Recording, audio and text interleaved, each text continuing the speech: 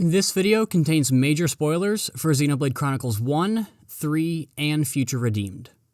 Xenoblade has always been well revered for its soundtracks. I'm as much of a fan of its music as anybody, but what really impressed me with Xenoblade 3's soundtrack was how it references older tracks and exploits our emotional connections to them.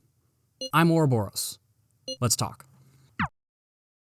It's no surprise that a game that combines two of our favorite worlds would reference older tracks, especially considering that so many landmarks are the ruined remains of previous areas. One of my favorites is Elias, I think that's how you say it, Highway. It's a combination of Satoral Marsh and the Fallen Arm. The former is my favorite area with gorgeous music from Xenoblade 1, and the latter is the basis for the area's track. In Xenoblade 1, Satoral Marsh bucked the trend of boring, dreary swamp areas by opening up at night into one of gaming's most beautiful areas. It's an ethereal 3/4 nocturne with long, sustained lines from the upper voices that soar throughout the whole piece.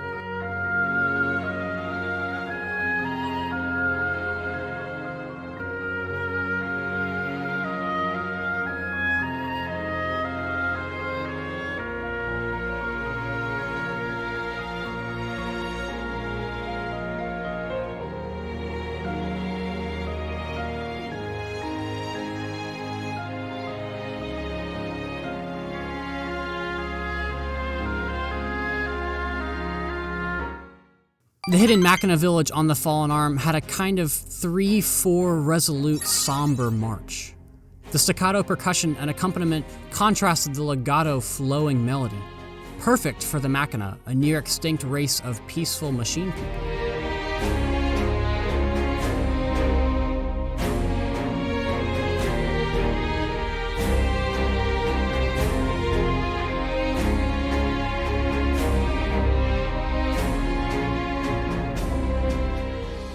Other than the meter, these two pieces could not be more different. Yet, somehow, the composers over at Monolith managed to masterfully merge them into the Elias Highway theme. The once robust melody from the Machina village becomes a singing cello solo. The sonorities from Satoral Marsh become the backbone for the melody to sing. And we're still given these beautiful upper voice accompaniment lines. The flute takes the place of the Satoral piano, and while it's not a one-to-one replica, it serves the same purpose, to embellish. It's a beautiful merging of the two and adds even more beauty to an already amazing area.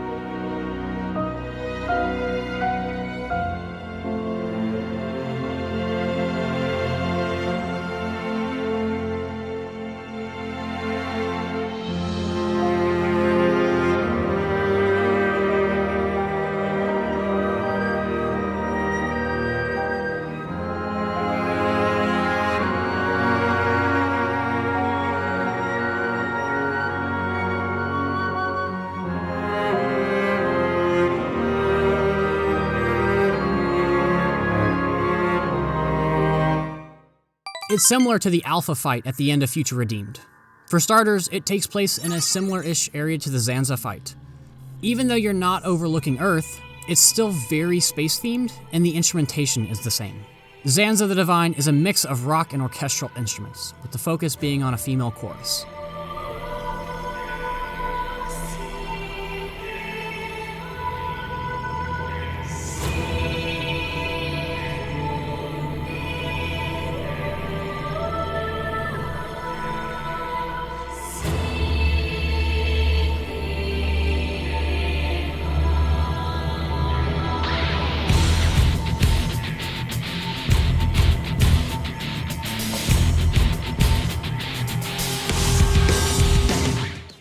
Redeem the Future keeps this instrumentation, as well as the overall feel of the piece.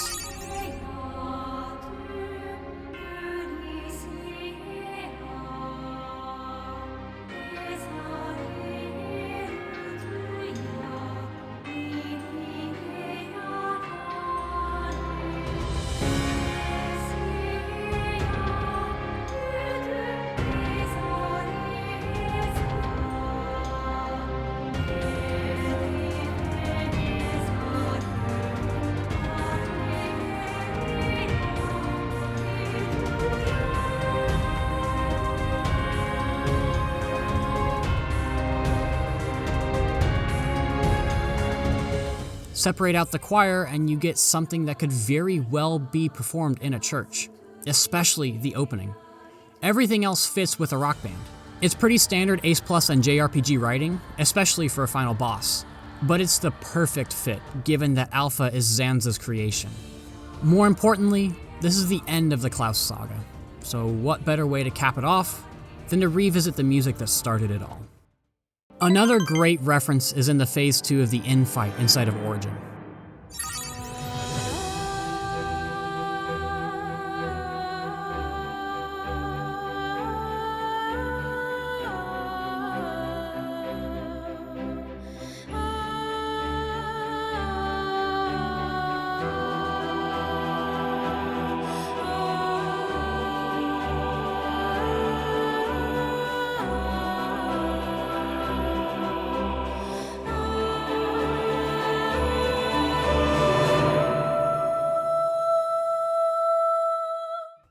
Sound familiar? It's the city theme.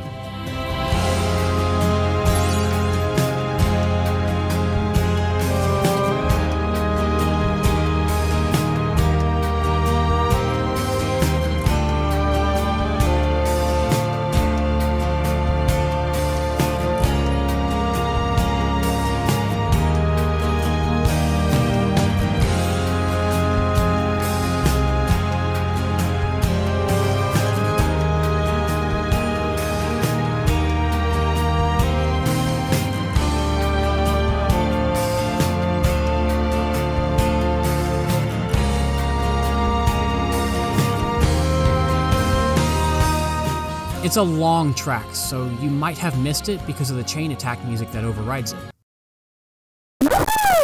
Musically, it's not that different. It's mostly just reorchestrated into a boss theme, but I think it hits so much harder after you play Future Redeemed. When I realized that Inn killed his son, that same son we've seen in so many flashbacks, I lost it. It's so tragic. Xenoblade 3 and Future Redeemed are overwhelmingly, brutally melancholic. Noah and Inn ties this all together. All of his anguish, all of his despair, all of his abject failures. They're here, in this song.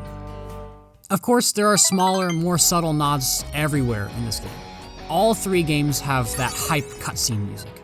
Xenoblade 1 has Engage the Enemy, Xenoblade 2 has Counterattack, and Xenoblade 3 has Carrying the Weight of Life.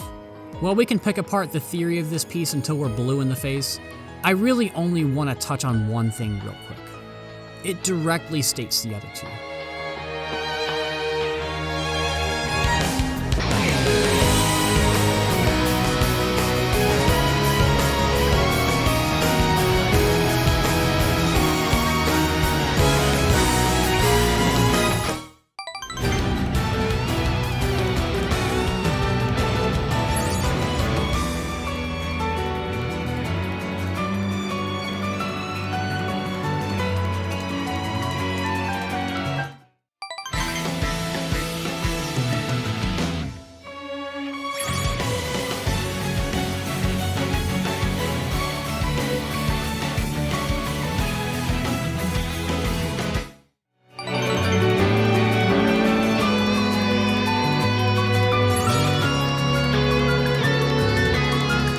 It's so quick that you probably won't even realize it when you hear it the 2 times it plays.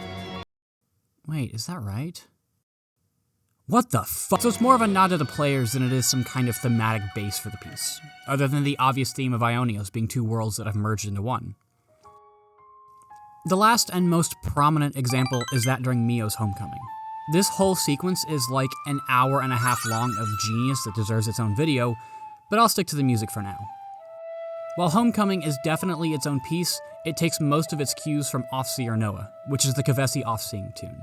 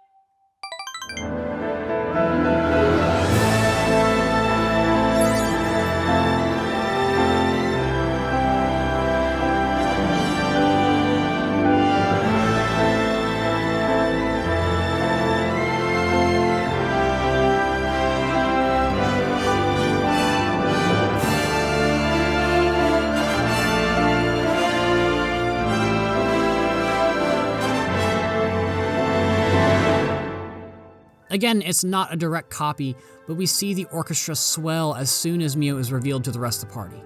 The music takes a darker turn once En tosses the flute to Noah, and then we get the climax of the whole scene. The off-sing tune grows even stronger. Noah, with bloodied knuckles, crawls, and then the music drops to Subito piano to highlight Noah dropping the flute. Noah's heart, the party's hearts, and honestly my heart absolutely sank in this moment. It's been fun, Noah. Mio!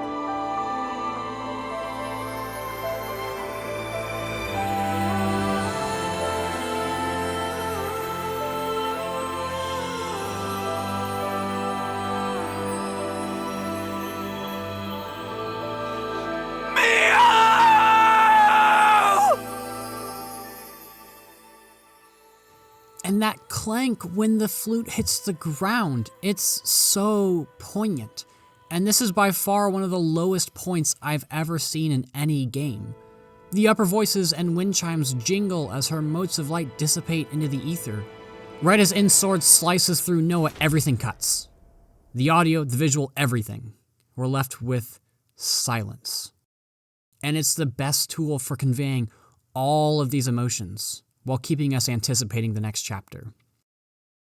Once we finally return from the dreamlike sequence, M stops En from executing Noah, and what music plays but Off-Seer Mio.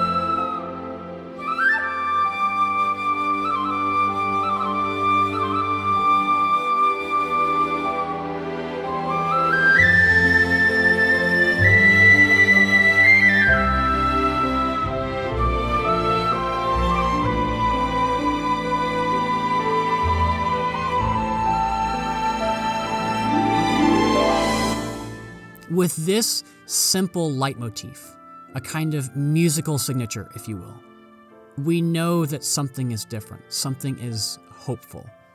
It's revealed that M and Mio traded places, and once more, the two exchanged flutes, with En framed in the background. It's a spectacular moment in the story, and the music does an amazing job solidifying that. Now, these are far from the only examples in Xenoblade 3, let alone the whole series. But I think it's important to recognize greatness when it comes around. Was this just an excuse for me to talk about Xenoblade 3? Maybe, but I don't care. I want to do full videos on the Xenoblade trilogy. Sorry, X, I never had a Wii U. But these massive JRPG reviews take so much time, so it'll be a while before I can get to 3. Regardless, Xenoblade 3's OST is expertly crafted. Its use of orchestration, references, and leitmotifs go a long way to tell a story. Far beyond just what the cutscenes, dialogue, and environments tell us. Hope, despair, nostalgia, and countless other emotions are conveyed through the implicit use of musical storytelling. Thanks for watching.